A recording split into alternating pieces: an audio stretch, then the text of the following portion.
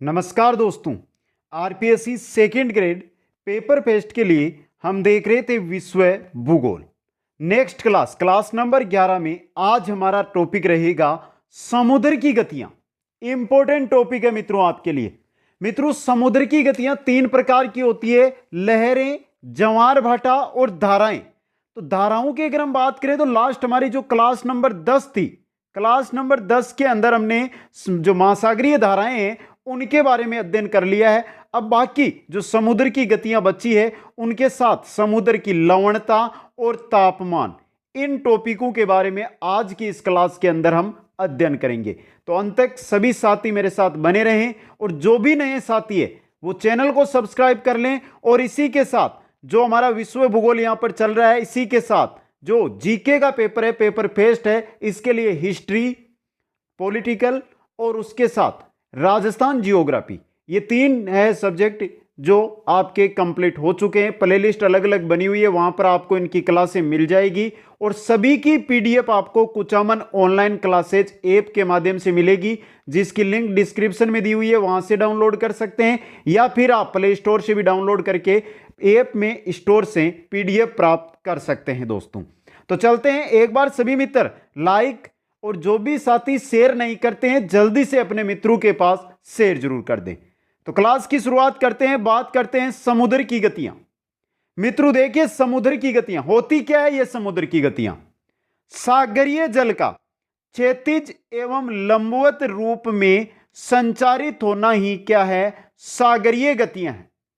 क्षैतिज रूप में हो, लंबवत रूप में हो, जो समुद्रीय जल है वो जिस प्रकार से गति करता है उसको ही समुद्र की गति कहा जाता है। ये तीन प्रकार की होती है। कौन कौन सी?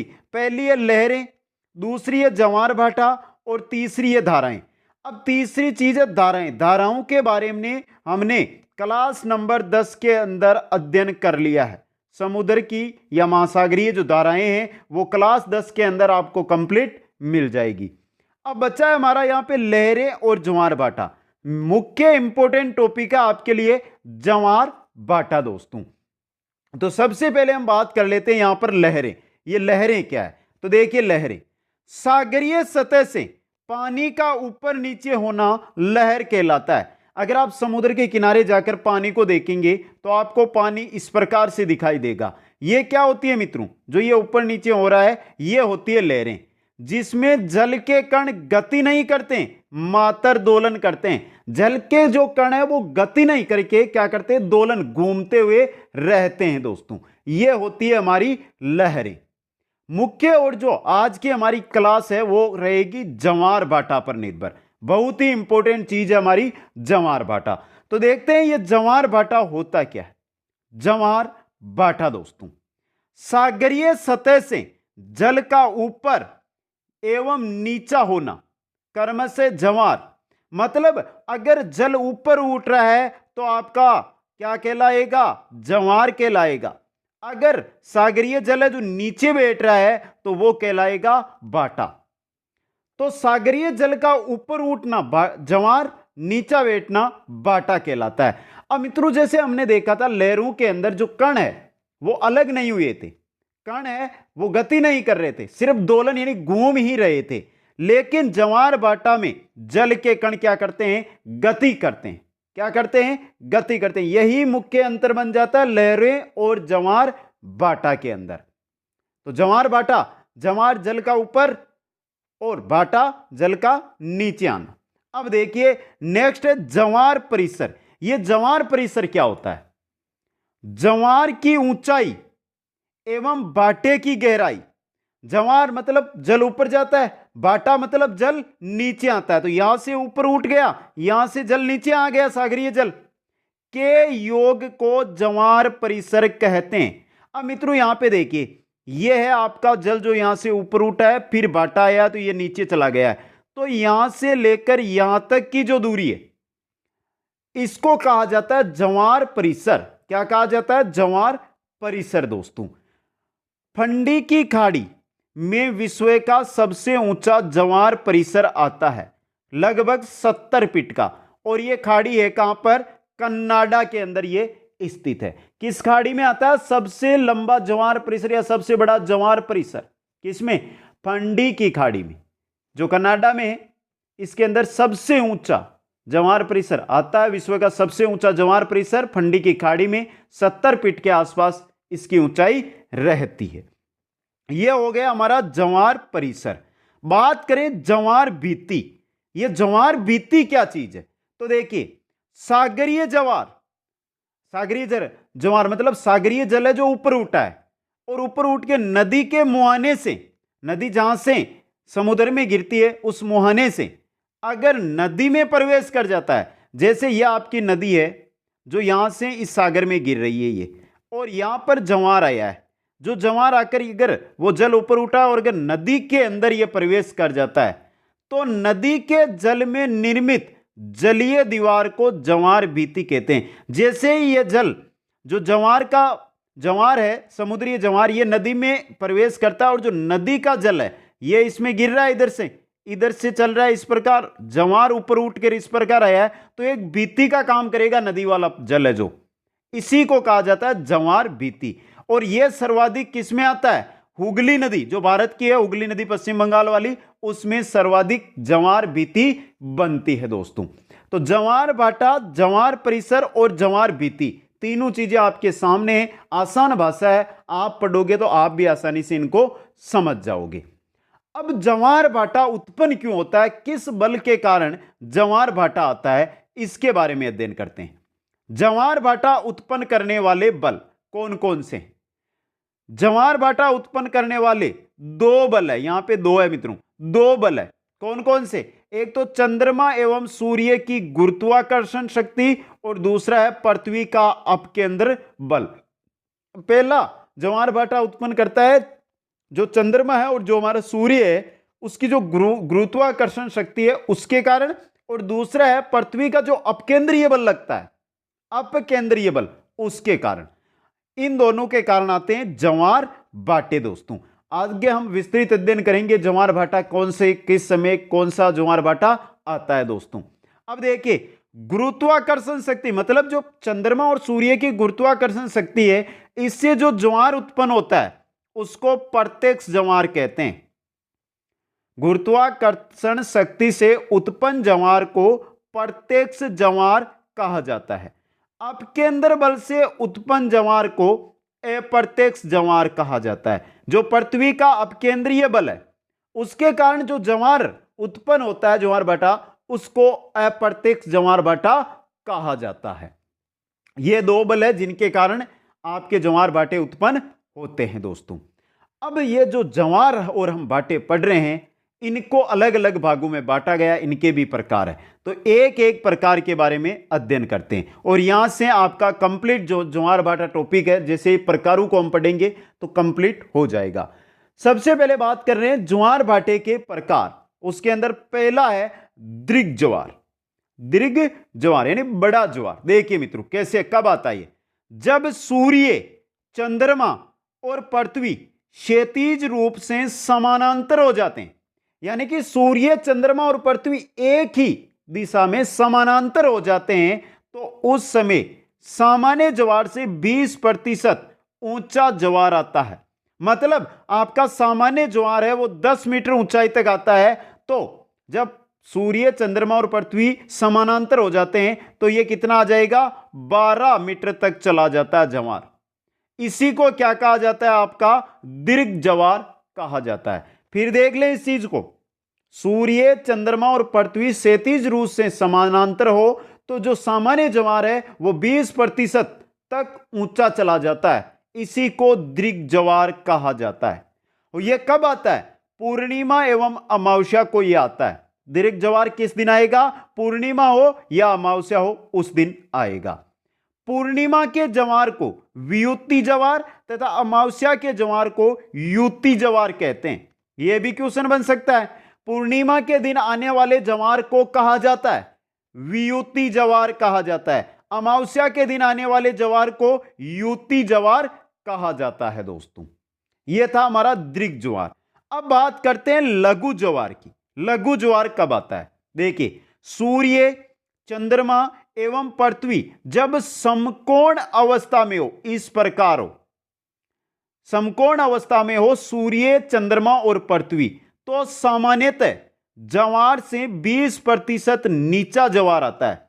मतलब अगर आपका ज्वार 10 मीटर का आ रहा है और जब सूर्य, चंद्रमा और पृथ्वी है वो समकोण अवस्था में, तो ये कितने का आएगा? 8 मीटर का ही ज्वार आएगा। इसको कहते हैं लघु ज्वार दोस्तों। अब ये कब आता है मित्रों?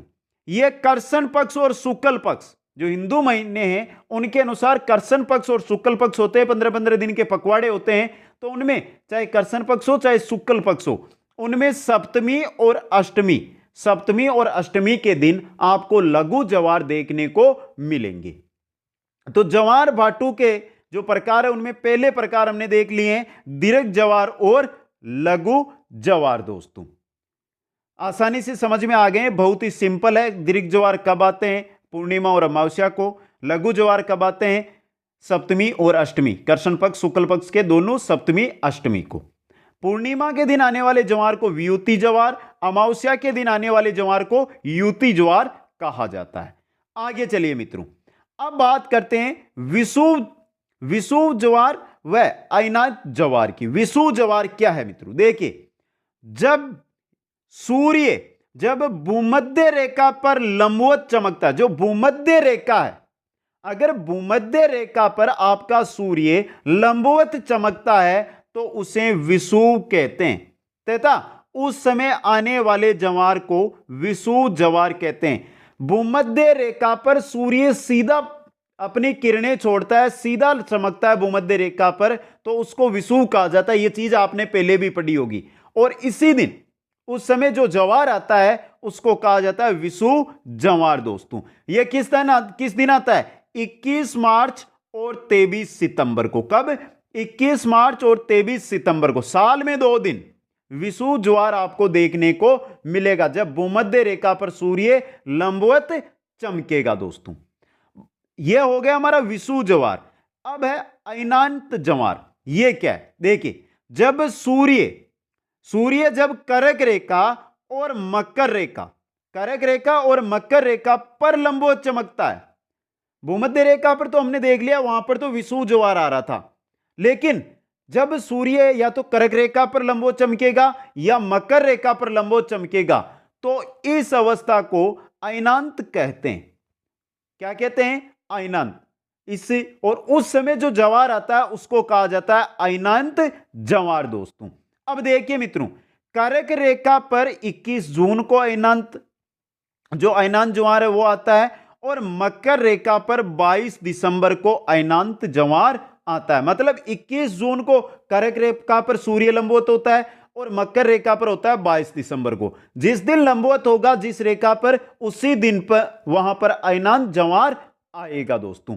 तो यह था हमारा विषुव ज्वार और अयनांत ज्वार।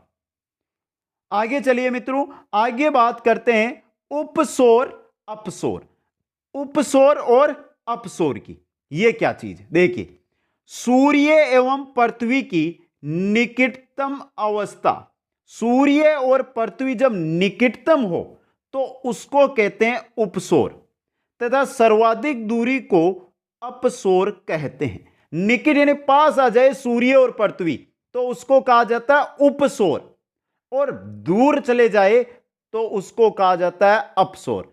अब ये जो अपसौर और उपसौर ज्वार है, ये होते किस दिन है? ये देखिए मित्रों, जो आपका उपसौर है, ये तो आएगा आपका 3 जनवरी को, और जो आपका अपसौर है ये आएगा 4 जुलाई को। मतलब 3 जनवरी के दिन सूर्य और पृथ्वी निकटतम होते हैं, इस वजह से उस दिन उपसौर ज्वार आते हैं, और 4 जुलाई के दिन दूरी अधिक हो जाती है दोनों के मध्य, इस वजह से आपके अपसौर ज्वार आते 4 जुलाई के दिन, जिनसे संबंध ज्वार उपसौर अपसौर कहलाते हैं। तो बताइए 3 जनवरी के दिन कौन सा ज्वार आ रहा है? उपसौर ज्वार। 4 जुलाई के दिन कौन सा ज्वार आ रहा है? अपसौर। उपसौर और अपसौर दोस्तों। अब आगे हम बात करते हैं उपभू और अपभू। यह क्या चीज है? देखिए, चंद्रमा एवं पृथ्वी की, यहां पर जो उपसौर और अपसौर था, यहां पे सूर्य और पृथ्वी था, अब आ गया चंद्रमा और पृथ्वी। तो देखिए, चंद्रमा एवं पृथ्वी की निकटतम अवस्था को उपभू एवं सर्वाधिक दूरी की अवस्था को अपभू कहते हैं। उपभू या उपसौर मतलब निकटतम दूरी, यहां पे उपसौर देखा, यहां पे उपभू देख रहे हैं, तो यहां पे निकटतम है, तो पृथ्वी और चंद्रमा की निकटतम अवस्था कहलाती है उपभू और सर्वाधिक दूरी की अवस्था कहलाती है अपभू, तथा इस समय उत्पन्न होने वाले ज्वार क्रमशः उपभू अपभू ज्वार कहलाते हैं दोस्तों। तो ये थे हमारे ज्वार भाटे के प्रकार। पहला देखा दीर्घ ज्वार, दीर्घ ज्वार के बाद में लघु ज्वार, फिर देखा विषु ज्वार, अयनांत ज्वार, उपसौर अपसौर, उपभू अपभू। ये थे हमारे ज्वार भाटे। किस दिन कौन सा ज्वार आता है यह भी हमने अच्छी तरह यहां पर पढ़ लिया है।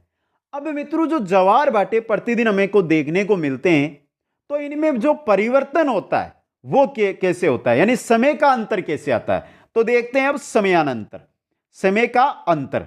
देखिए मित्रों, समय अंतर चंद्रमा की परिक्रमण गति के कारण, चंद्रमा है जो पृथ्वी के चारों ओर चक्कर लगा रहा है, तो परिक्रमण गति के कारण प्रतिदिन अगला ज्वार भाटा लगभग 52 मिनट देरी से आता है।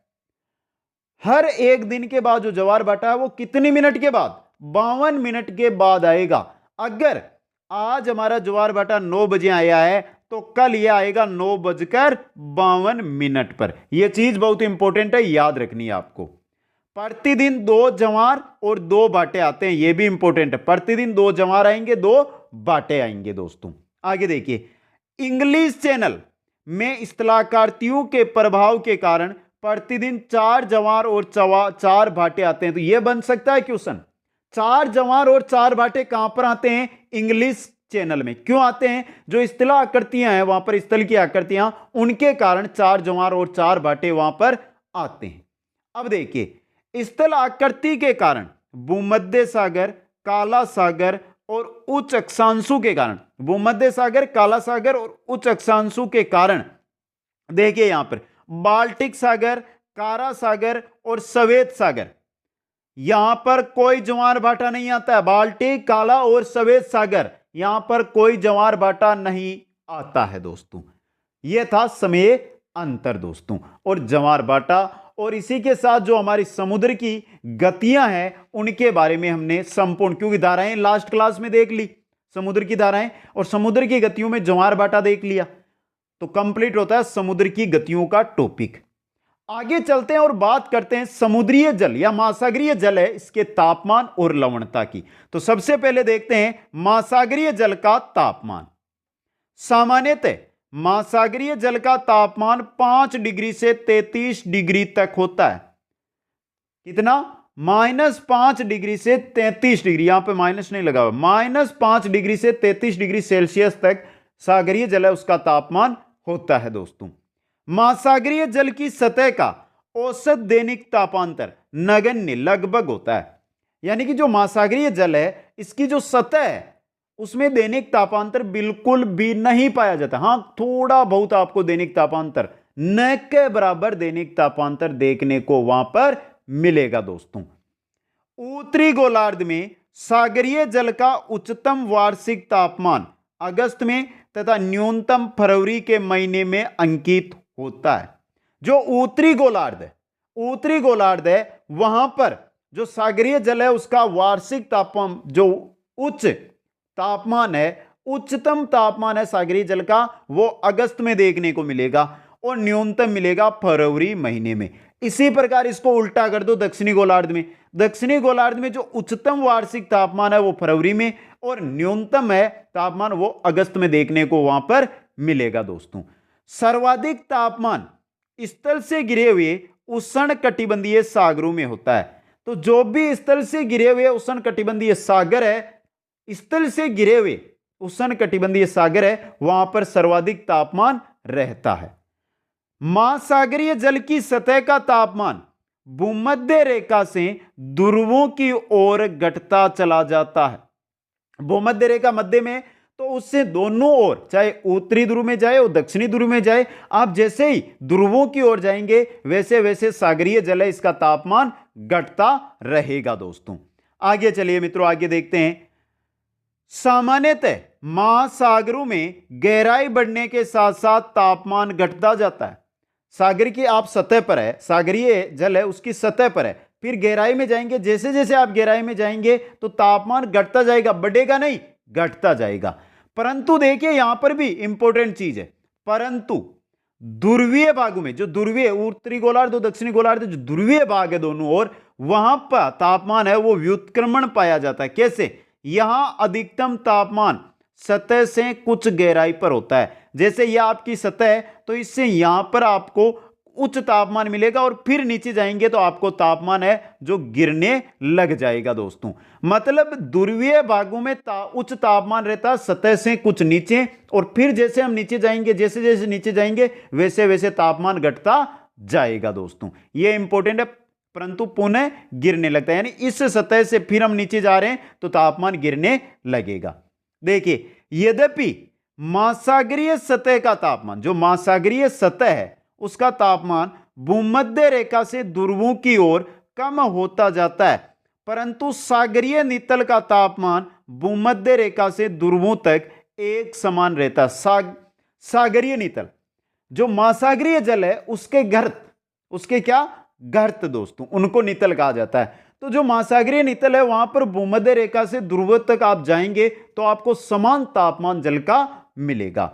इस प्रकार भूमध्य रेखा पर गहराई के साथ तापमान में गिरावट तीव्र गति से होती है, जबकि ध्रुवों की ओर घटने की दर कम होती है। कहने का मतलब भूमध्य रेखा पर अगर आप सागरीय जल में अंदर जाएंगे तो आपको जल में तापमान में गिरावट तेजी से मिलेगी, जबकि ध्रुवों में जाएंगे तो आपको सागरीय जल में जो गिरावट मिलेगी तापमान में वो बहुत कम मिलेगी दोस्तों। तो यह था हमारे महासागरीय जल का तापमान। अब बात करते हैं महासागरीय जल की लवणता की, इंपॉर्टेंट टॉपिक। देखिए मित्रों, लवणता का हम पता कैसे करें? देखिए लवणता क्या चीज है। महासागरों के 1000 ग्राम मतलब 1 किलो 1000 ग्राम जल में उपस्थित नमक की मात्रा को लवणता कहते हैं। 1000 ग्राम में कितने ग्राम है जो जल है उसमें नमक है, उसी को क्या कहेंगे हम? लवणता कहेंगे, जिसको हम ग्राम में तोलते हैं लेकिन चिन्ह लगाते हैं आगे प्रतिशत, प्रतिशत का चिन्ह दोस्तों में प्रदर्शित किया जाता है। महासागरों की औसत लवणता कितनी है? 35%। यानी महासागरीय जल है उसकी औसत लवणता है 35 ग्राम, यानी 1000 ग्राम में 35 ग्राम नमक होता है उनके अंदर, 35 ग्राम नमक दोस्तों। सागरों में सोडियम क्लोराइड सर्वाधिक पाया जाता है 27 ग्राम, 1000 ग्राम में 27 ग्राम सोडियम क्लोराइड आपको मिलेगा दोस्तों। सोडियम क्लोराइड प्रतिशत के अनुसार होता है, वो होता है 77.8 ग्राम दोस्तों। आगे देखिए, नदी के जल में कैल्शियम कार्बोनेट एवं कैल्शियम सल्फेट सर्वाधिक होता है। जो नदी का जल होता है उसमें कैल्शियम कार्बोनेट और कैल्शियम सल्फेट सर्वाधिक होता है, लेकिन सोडियम क्लोराइड जो समुद्रीय जल में है वो क्या होता है? न्यूनतम, यानी बहुत ही कम होता है दोस्तों। आगे देखिए, आगे है महासागरों में सोडियम क्लोराइड सर्वाधिक होता है। हमने देख लिया सोडियम क्लोराइड है जो महासागरीय जल में सर्वाधिक है, जिसका कारण परवाल जीवों द्वारा कार्बोनेट का भक्षण करना तथा क्लोराइड का भक्षण नहीं करना। सोडियम क्लोराइड के कारण परवाल जीव है वो जो कार्बोनेट होते हैं इनका तो क्या कर देते हैं? भक्षण। इनका तो क्या कर देते हैं? कैल्शियम कार्बोनेट का तो भक्षण कर देते हैं, लेकिन जो क्लोराइड है, सोडियम क्लोराइड है, इसका भक्षण नहीं करते हैं दोस्तों। अब बात करते हैं कौन सी झील में कितनी लवणता देखने को मिलती है। लवणता का वितरण 1 नंबर पे आती है वान झील, सबसे खारी झील सुना होगा आपने विश्व की, जिसमें अगर लवणता की बात करें तो 330 ग्राम है। इसमें ये प्रतिशत का चिन्ह लग रहा है ना आपको, ये ग्राम का चिन्ह होता है। 1000 में से कितने ग्राम? 330 ग्राम वान झील है टर्की के अंदर। 2 नंबर पे आती है सबसे खारी झीलों में मर्त सागर, जिसमें 238 ग्राम क्या है? नमक, जॉर्डन में स्थित है। 3 नंबर पर आएगी ग्रेट साल्ट लेक, जिसमें 220 ग्राम क्या है? लवणता है, और यह संयुक्त राज्य अमेरिका में स्थित है। यह टॉप 3 जो आपकी लवणता वाली झीलें हैं, नोट लगाकर लिखा गया। देखिए, तापमान एवं वाष्पीकरण अधिक होने पर लवणता भी अधिक होती है। अगर मित्रों आपको पता है कोई बाल्टी के अंदर पानी है यहां पर, अब इसको आप गर्म करेंगे तो पानी भाप बनकर उठ जाएगा। जैसे जैसे उड़ेगा जो पानी नीचे बसता जाएगा उसके अंदर जो भी चीज है, चाहे उसमें कोई भी कण है, रेत के कण है या लवणता या नमक है, उसके अंदर वो पानी तो उड़ता जाएगा, वो बचता जाएगा, जिससे क्या होगा, लवणता उसकी क्या है, बढ़ती जाएगी। तो याद रखना, तापमान एवं वाष्पीकरण अधिक होने पर लवणता है वो क्या होती है, अधिक होती है। वर्षा की अधिकता होने पर लवणता कम हो जाती है। अब आपको पता है कि यहां पर इस बाल्टी में आपके इतना पानी है, इसमें लवणता है आपकी 100 ग्राम। कितनी है, 100 ग्राम। और जैसे ही बारिश का पानी इसमें गिरेगा और यह बाल्टी फुल भर गई, तो जैसे ही वो मिलेगा तो बारिश के पानी में लवणता होती नहीं है, तो जो ये 100 ग्राम लवणता थी अब ये पूरे पानी में हो गई है, मतलब लवणता कम हो जाती है। नदी के मुहाने के पास लवणता कम होती है क्योंकि नदी का पानी होता है उसमें आपको पता है नमक बहुत कम होता है, इस वजह से वो जहां पर गिरेगा सागर के अंदर तो अपने आप वहां की लवणता कम होती जाएगी। तो यह था आज का हमारा टॉपिक, जिसके अंदर समुद्र की गतियां, समुद्र के जल का तापमान और लवणता के बारे में हमने अध्ययन किया। एक बार सभी साथी कमेंट करके बता दें आज की क्लास आपको कैसी लगी। वीडियो को लाइक करें, शेयर करें, और जो भी नए साथी है ये क्लास अटेंड कर ली, बाकी की क्लास अटेंड करें और पीडीएफ कुछ अमन ऑनलाइन क्लासेज ऐप के माध्यम से प्राप्त करें। दोस्तों आप सभी को बहुत बहुत धन्यवाद। जय हिंद, जय भारत।